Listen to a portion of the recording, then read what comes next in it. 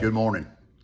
This month we talked about being in the zone, keeping your bait in the proper zone where it should be.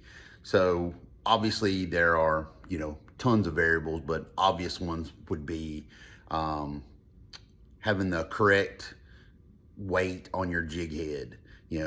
Sometimes you may need to go, we don't ever go that far, but there's a lot of people that may go to 32nd ounce, 16th, 8th, quarter, 3/8, half.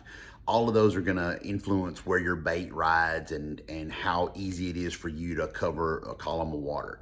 Obvious stuff right there. One of the things that we've been doing a whole bunch this year, we've been throwing a lot of crankbaits, been throwing a lot of swim baits, jerk baits. So you'll look on the box and it'll tell you this bait runs 5 to 7 feet, or this bait runs 2 to 4 feet, or whatever.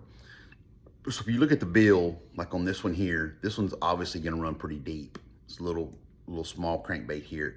Big lip on it, it's gonna, that big bill on it is gonna enable it to get down to, deeper water, like if we were down at the jetties or fishing in the river or something like that.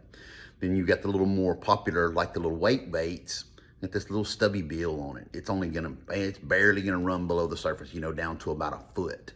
So you'll want to match the depth that you believe these fish are in. You want to match whatever crankbait or swim bait that you're throwing to put you in that proper. You don't want to be too deep. You don't want to be, you want to be able to get down to the fish. You want to be able to get to your structure and all that. And a lot of people are able to do that without finding the bait like that that's, only goes to a certain depth. Some people can handle it, they can manipulate it and they feel good about it. But there are a lot of people who aren't comfortable enough putting their bait out there and am I in the right column or whatever. So you can take a crankbait that's gonna say, hey, look, this is like putting the training wheels on. It's gonna keep you in that zone. If you found those fish, they're hanging out over rocks and so on and so forth. So one other thing that will definitely influence those is line diameter. If you've got really small line diameter, you're gonna be able to go a little bit further down. If you've got bigger line diameter, 12, 14, 17, it's not gonna be able to go quite as far. So you can manipulate that and kind of take all of the guesswork out. So find the lure that works, find the lure that's gonna get in that zone, stay in there. The longer you're in the zone, the more fish you're gonna catch. I promise you, it'll help you out.